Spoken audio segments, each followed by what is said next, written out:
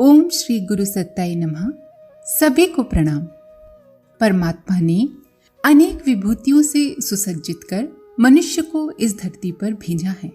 जिन मंगलकारी उपहारों को लेकर मनुष्य इस वसुंधरा पर अवतीर्ण होता है वे इतने ज्यादा हैं कि एक एक की खोज और गणना करने बैठे तो अतुल श्रम व समय लगाना पड़ेगा। भावनाओं को व्यक्त करने के लिए जैसी बुद्धि व वाणी मिली है संसार के किसी अन्य जीव जंतु को उपलब्ध नहीं है। संसार की सारी मशीनें एक तरफ और मनुष्य का शरीर एक तरफ। खाने पीने चलने फिरने की स्वचालित मशीन ऐसी और कोई भी नहीं है जैसे मनुष्य को शरीर रूप में प्राप्त है। पारस्परिक प्रेम और स्नेह, त्याग और आत्मोत्सर्ग, सौजन्य और सौहार्द, संगठन और सहानुभूति के बल पर मनुष्य चाहे तो इस धरती पर स्वर्ग उतार कर रख दे। और इनसे भी बढ़कर जो श्रेष्ठ व अनुपम वस्तु उसे मिली है वो है आत्मिक बल की अनुपम संपदा। इसे प्राप्त कर मनुष्य सचमुच देवता बन जाता है।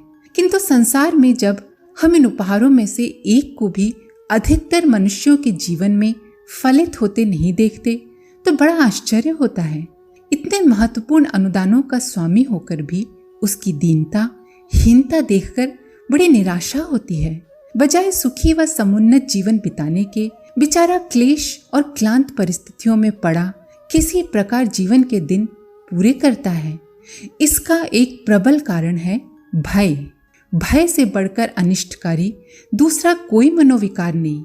ये एक ऐसा शत्रु है जो व्यक्ति के विकास विजय को पराजय में, आशा को निराशा में, उन्नति को अवनति में क्षण भर में बदल कर रख देता है। और डर का सबसे बड़ा कारण है अज्ञान।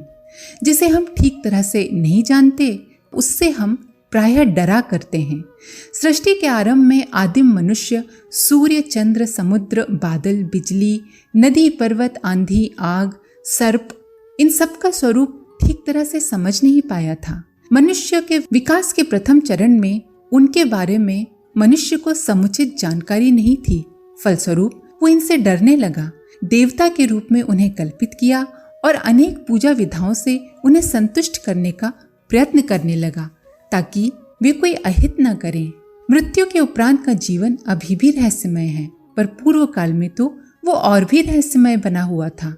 इसी अज्ञान की वजह से प्रत्येक मृतक को भूत प्रेत की मान्यता प्रदान कर दी गई और आकस्मिक दुर्घटनाओं, विपत्तियों एवं बीमारियों का मूल कारण विदित न होने से उन्हें भूत की करतूत समझ ली गई। भूत की करतूत, देवता गुस्सा हो गए। ऐतिहासिक काल में मनुष्य की मनोभूमि का अधिकांश भाग इन देवताओं और भूतों को खुश करने में व्यतीत होता था। जैसे जैसे ज्ञान का विकास हुआ ये सारे भय धीरे धीरे छूटते गए।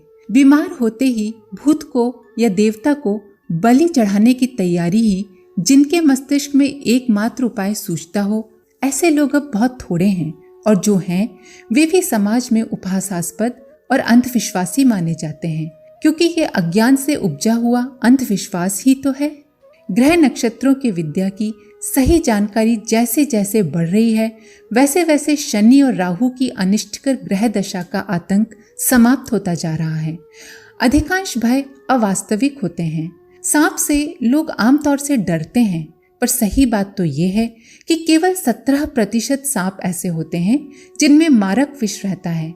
ये वास्तविकता जो जानते हैं, जो सांपों के स्वभाव की गहरी जानकारी रखते हैं, वे उनसे जरा भी नहीं डरते, वरन कई बार तो उनसे अपना मनोरंजन, लाभ, कमाई करते हैं। सर्कस के कर्मचारी खूंखार जानवरों के बारे में अधिक जानकारी रखने के कारण उनसे डरना तो दूर उल्टा अचरज भरे काम कराते हैं। घने जंगलों में सिंह, व्याघ्रों के बीच निवास करने वाले आदिवासी उनसे जरा भी नहीं डरते, बल्कि आंख मिचौनी खेलते रहते हैं, जबकि सामान्य लोगों को सिंह, व्याघ्र की बात सुनते से ही डर लगता है।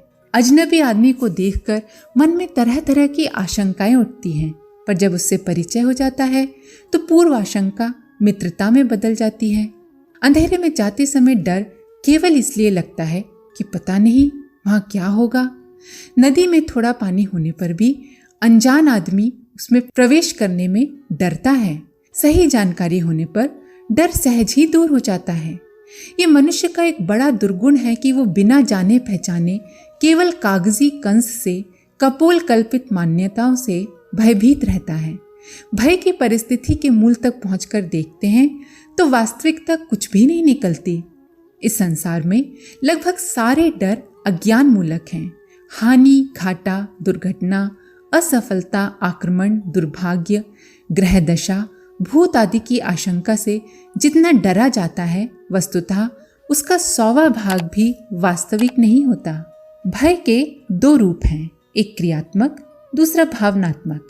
पहला कर्ता और परिस्थिति के स्थूल संयोग या संघर्ष की आशंका से होता है, जैसे रात के अंधेरे में डर जाना, चोर बदमाश आदि किसी आतताई के आक्रमण आदि की आशंका को इस कोटि में माना जाता है।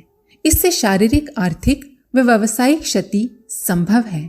किंतु दूसरी प्रकार का जो भय है, भावनात्मक भय, वो मनुष्य को देर तक उत्पीड़ित करता है, घुलाता रहता है। वो मन का भय है। इसके पीछे भी आधार क्रियात्मक हो सकते हैं, किंतु ऐसे भय अधिकांश निराधार ही होते हैं। पहले वाले अर्थात क्रियात्मक भय से उतना नुकसान नहीं होता, क्योंकि वे घटित होकर समाप्त हो जाते हैं। किंतु निरंतर शारीरिक व मानसिक शक्तियों का शोषण करने वाला तो मन का भय होता है, भावनात्मक भय। भयभीत होने का अर्थ है आत्मबल की कमी, आत्मविश्वास की न्यूनता।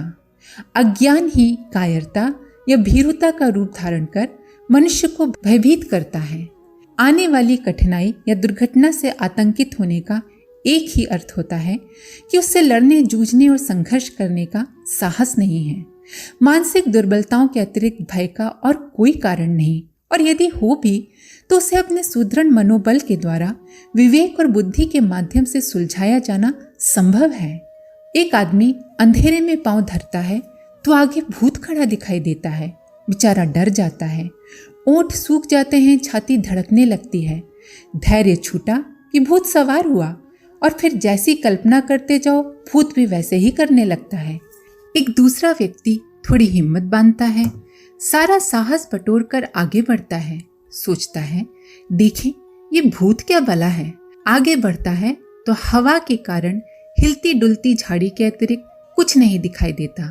तब पता चलता है भूत और कुछ नहीं, अपना ही मानस पुत्र है, अपनी ही कल्पना की तस्वीर। डरे जाने के 80% कारण ऐसे ही होते हैं। कई बार ऐसा समय आ सकता है जब कोई हिंसक जीव या दुष्ट मनुष्य द्वारा ऐसी घटना हो जाए, पर यदि वहां भी मनुष्य साहस और शौर्य से काम ले तो उन्हें पार कर सकता है। कहावत है ना, हिम्मता मर्दे तो मददे खुदा। अनेकों ऐसी घटनाएं घटित हुई हैं जब गांव कस्बों में किसी मां ने अपने बच्चे की खातिर खूंखार हिंसक जानवरों का मुकाबला करके उनसे अपनी और बच्चे की रक्षा की है। भयभीत होने का एक ही अर्थ है, अपने प्रतिद्वंदी के आक्रमण के सामने सिर झुका देना। परिस्थितियों या आशंकाओं के विरुद्ध मोर्चा लेने की शक्ति हो तो भय मिट सकता है। बस इसके लिए हृदय में दृढ़ता और साहस चाहिए। 1812 ईस्वी में जब अंग्रेजों और अमेरिकनों में युद्ध चल रहा था तो एक बस्ती के पास समुद्र में अंग्रेजों का जहाज दिखाई दिया। उसमें से कुछ सिपाही छोटी छोटी कश्तियों में बैठकर बस्ती की ओर बढ़ने लगे। बस्ती के लोग लड़ने के लिए आगे नहीं आए। तब 2 बहनों से ये कायरता सहन नहीं हुई, पर वो अकेले युद्ध भी नहीं कर सकती थी। वो कहीं से ढोल उठा लाई और एक जगह छुपकर उसे जोर जोर से पीटने लगी। अंग्रेजों को लगा कि पता नहीं कितनी बड़ी सेना है, कितने लोग हैं। वे वापस चले गए। साहस ही वस्तुतः भय को पराजित करता है। इसके लिए मानसिक कमजोरियों का परित्याग होना ही चाहिए। परिस्थिति से घबरा जाने के कारण ही लोगों को हानि उठानी पड़ती है। अनहोनी बात की कल्पना यदि आपके मस्तिष्क में आती है तो उसका एक डरावना चित्र अपने आप दिखाई देने लगता है। इसी से इंसान डर जाता है। ऐसे अवसर आने पर वस्तु स्थिति का निराकरण तत्काल कर लेना चाहिए, क्योंकि जब तक ये कल्पना आपके मस्तिष्क में बनी रहेगी तब तक आप कोई दूसरा काम नहीं कर सकेंगे। काल्पनिक भय या आशंकाजनक भय तत्काल निराकरण से ही दूर हो जाता है। जिसे जितना वास्तविक ज्ञान है वो उतना ही निर्भय रहेगा। तत्वज्ञानी की पहचान यही है कि वो पूर्णतया निर्भय होता है। ज्ञान की उपासना को अध्यात्म मार्ग का प्रथम सोपान इसीलिए माना गया है क्योंकि उसके आधार पर मनुष्य सब प्रकार के भय और संशयों से छुटकारा पाकर अभीष्ट लक्ष्य की ओर अपनी मानसिक शक्तियों को लगा सकने में समर्थ होता है। वह अज्ञानी जिसे अनेक प्रकार के भय सताते रहते हैं, अपनी मानसिक क्षमता का अधिकांश भाग उसी गोरख धंधे में खो बैठता है। फिर आत्मकल्याण जैसे श्रेष्ठ कार्य के लिए उसके पास मनोबल बचेगा ही कैसे? ज्ञान का प्रकाश उत्पन्न होने से मनुष्य संसार की हर वस्तु का स्वरूप समझ जाता है। तब उसे उसमें डरने लायक कुछ भी नहीं दिखाई पड़ता। निर्भीक लोग कठिन परिस्थितियों में भी हंसते, प्रसन्नचित्त रहते और मानसिक संतुलन बनाए रहते देखे जाते हैं, जबकि साधारण मनुष्य आशंकाओं और कुकल्पनाओं से भयभीत होकर किम कर्तव्य विमूढ़ बन जाता है। श्रेष्ठ और निकृष्ट व्यक्तियों में धैर्य और अधीरता यही अंतर रहता है। जिसने संसार को एक नाटक मात्र समझ लिया हो, वो अपना सर्वोत्कृष्ट अभिनय करने मात्र का ही ध्यान रखता है। जैसी परिस्थितियां आती हैं उनके अनुरूप परिवर्तन करने और ढलने की क्षमता जिसने सीख ली है, वो संसार को एक क्रीड़ा कौतुक मात्र समझते हैं। डरना उन्हें मानवीय दुर्बलता और अज्ञान का एक उपहासास्पद कारण प्रतीत होता है। जिसे अपनी शक्ति का सही ज्ञान होता है वो उतना ही बड़ा कदम उठाता है जो अपनी सामर्थ्य और मर्यादा के अंतर्गत हो। ऐसा भी होता है कि जिन्हें संसार में रहते हुए यहाँ की परिस्थितियों का भय नहीं है, तो वे मृत्यु की कल्पना से कांप उठते हैं। मृत्यु का भय भी प्राय सभी को होता है, पर यदि मृत्यु को जीवात्मा के वस्त्र परिवर्तन की एक सामान्य प्रक्रिया मान ली जाए, जैसी भूतकाल में करोड़ों बार हम सब के साथ घटित हो चुकी है, तो मरने का अवसर आने पर भी मनुष्य अपना साहस बनाए रख सकता है। कम से कम शांत चित्त से ईश्वर का नाम लेते हुए शरीर छोड़ सकता है। मृत्यु का स्वरूप ठीक तरह से समझ में न आने की वजह से ही ये परेशानी मिलती है, त्रास मिलता है। अन्यथा मृत्यु दंड की आज्ञा सुनकर फांसी लगने के दिन तक खुशी से वजन बढ़ा लेने वाले भगत सिंह, सुखदेव और राजगुरु जैसे क्रांतिकारियों के उदाहरण सुनने को मिलते क्या भला?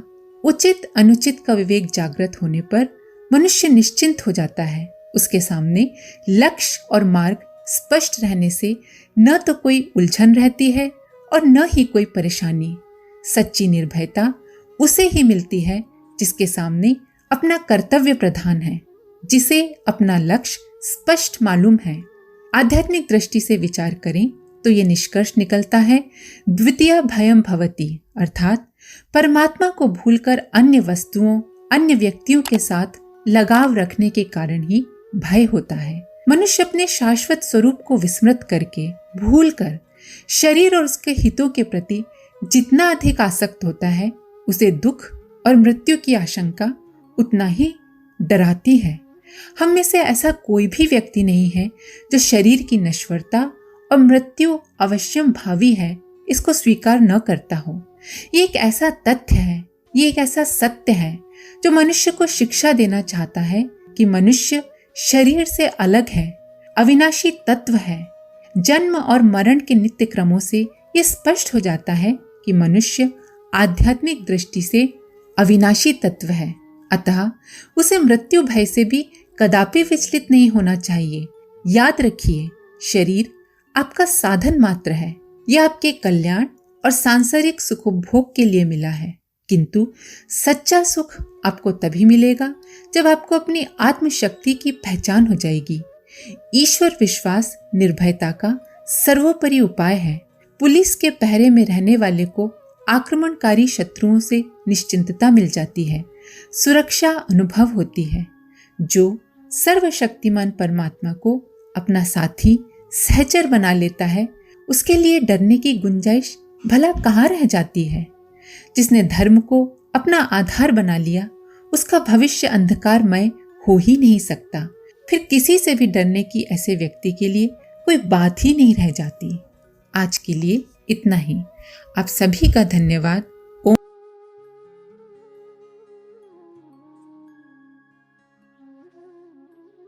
हमारे YouTube चैनल को सब्सक्राइब करें और बेल आइकन को दबाकर ऑल पर क्लिक करें ताकि आने वाले सभी वीडियोस की नोटिफिकेशन आपको मिलती रहे।